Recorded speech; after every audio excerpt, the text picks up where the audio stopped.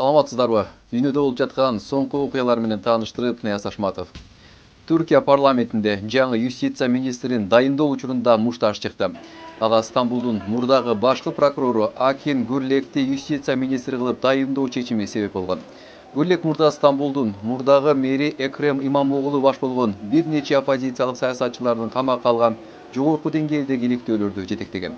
Ошол себептен анын дайындалышына оппозиция катуу нааразылыгын билдирген. Ант берүү аз эмне чейин оппозициялык партиянын мүчөлөрү парламенттин трибунасын ээлеп алышкан. Вице-спикер Гүрлекти ант берүүгө чакырганда башкаруучу партиянын мүчөлөрү менен оппозициянын ортосунда мушташ чыккан. Андан соң сессияга 10 мүнөткө тыныгуу жарыяланган. Мушташ учурунда депутат Махмуд Таналдын мурдунан кан агып кеткен. WhatsApp Орусияда толугу менен бөгөттөлдү. Кызматтын домени Роскомнадзордун DNS серверлеринен алынып салынды. Кече YouTube'дун домени жоголгондой эле мессенджердин домени Роскомнадзордун DNS сервисинин маалымат базасынан жок болуп кеткени кабарланууда.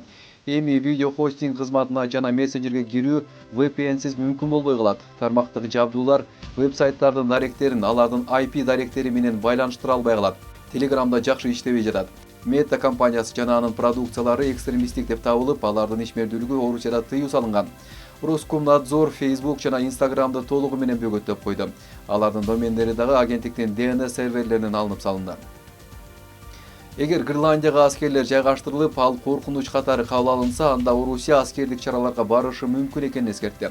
Орусиянын расмий өкүлдөрү бул билдирүүнү Арктикага батыштын аскердик кызыгуусунун күчөшүнө реакция катары баалашууда.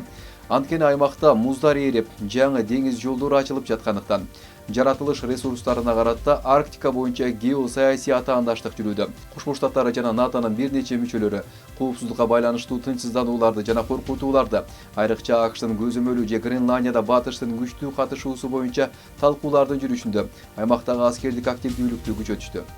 Путин жаңы атайын кызмат түзүүдө. Орусияда улуттук гвардиянын аскерлеринин башкы штабы түзүлүүдө. Жарлыкка Орусиянын президенти Владимир Путин кол койгон. Жаңы түзүм Орусиянын улуттук гвардиясынын согуштук даярдыгын сактоо боюнча иш-чараларды пландаштырат. Штаб ошондой эле анын аскерлеринин кызматтык жана согуштук колдонулушун башкарат. Жарлыкта штаб чалгындоо иш-аракеттери үчүн жооптуу болору айтылат. Чалгындоо улуттук гвардиянын аскерлерине жүктөлгөн милдеттерди аткарууга мүмкүндүк берүү максатында жүргүзүлүүдө. Иран кытайлык J-25 муундагы согуштук учактарын сатып алууну карап жатат. Алар Орусиянын Су-57E учагынын ордуна Кытайдын учактарын алууну чечишкен. Жакында Теherанда өткөн жолугушууда Кытай элчисинин аскердик атташеси Ирандын аба күчтөрүнүн командирине J-20 согуштук учагынын макетин көрсөттү. Израилдин премьер-министри Нетаньяху менен сүйлөшүүлөрдөн кийин АКШнын президенти Дональд Трамп эки тарап тең конкреттүү келишимге жетише электигин билдирди. Израиль АКШдан Иранга сокку урууну талап кылууда. Ал эми Трамп сүйлөшүүлөрдү улантаарын айткан.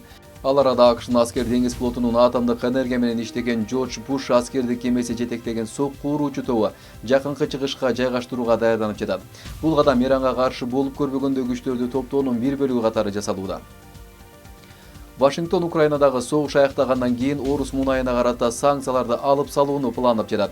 Бул тууралуу АКШнын каржы министри Бессент билдирди. Тынчтык келишимдердин аркасында биз мунай бааларынын олуттуу төмөндөшүн көрө алабыз деп ойлойм. Эгерде Венесуэла, Иран, Орусия жана Украина менен болгон маселелер чечилсе, бул казыналык санкциялардан чоң көлөмдөгү мунайдын бошотулуп, рынокко чыгарылышына алып келет, деди ал. Түндүк Кореянын лидери Ким Чен Ын жакында кызы Ким Жу Эни мураскери болуп дайындалганын жарыялайт. Бул тууралуу Рёнхап маалымат агенттиги жазды. Муну менен ал Түндүк Кореянын биринчи аял лидери болуп калышы мүмкүн. Түштүк Кореянын улуттук чалгындоо кызматы Ким Чу Эни мураскер кылып дайындоо иштери жүрүп жатканын айтат. Анда Ким Чу армия күнүн белгилөө жана Кунсусан күн сарайына баруу сыяктуу маанилүү улуттук иш-чараларга катышууну улантып жатканы белгиленет. Ал ошондой эле айрым саясий маселелерди талкуулоого катышат. Басылманын белгилешинче, Ким Чен Ындын кызы жөнүндөгү улуттук коопсуздук кызматтарынын сөздөрү да өзгөргөн. Казакстандын президенти Касым Жомарт Токаев жаңы конституция боюнча референдумду 2026 жылдын 15 мартына белгиледи. Ал тиешелүү жарлыкка 11 февралда кол койду. Анда жарандарга бир гана суроо берилет: сиз Казакстан Республикасынын жаңы конституциясын кабыл аласызбы деген. Референдум кеңири масштабтуу реформанын негизги этабы болот.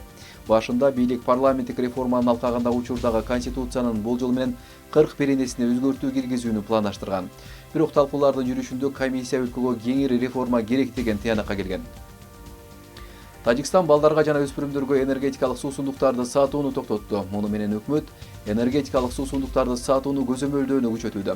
Анда жаштар арасында энергетикалык суусундуктарды керектөөнүн тездик менен көбөйүшүнө тынчсыздануусун билдиришкен. Адистердин айтымында мындай продукциялардын курамында кофеин, таурин жана канттын көп дозасы бар. Бул өспүрүмдөрдүн жүрөк, кан тамыр жана нерв системаларына терс таасирин тийгизиши мүмкүн. Трамптын кысымынын натыйжасында мунайдын жетишсиздигинен улам Кубада жашоо дээрлик токтоп калды. Куба бир айдан бери чет өлкөдөн мунай албай, ички запастары дээрлик түгөндү. The Wall Street Journal жазгандай, өлкөдө күйүүчү май азайып, коомдук транспорт кыскарды. Көп мекемелер кызматкерлерин мажбур түрдө эргүүгө жөнөттү. Шаарларда автоунаалар дээрлик көрүнбөй, электр энергиясы көбүнчө берилбей калып жатат. Туризм тармагы уурап алды. Айрым мейманканалар жабылып, туристтер башка жайларга көчүрүлүүдө. 29-январдагы жарлыкта Дональд Трамп Кубаны өзгөчө коркунуч деп атап, мунай жеткирген өлкөлөргө кошумча бажы төлөмдөрүн киргизерин эскерткен. Акыркы мунай партиясы 9-январда Мексикадан келген. Венесуэла жеткирүүнү токтоткон. Кытай робототехниканын тез өнүгүшү менен таң калтырууну улантууда. Робот Era 55 эркин кыймылдап, координация жана тең салмактуулук үчүн орнотулган жасалма интеллект менен иштеген гуманоид самурай роботун көрсөттү.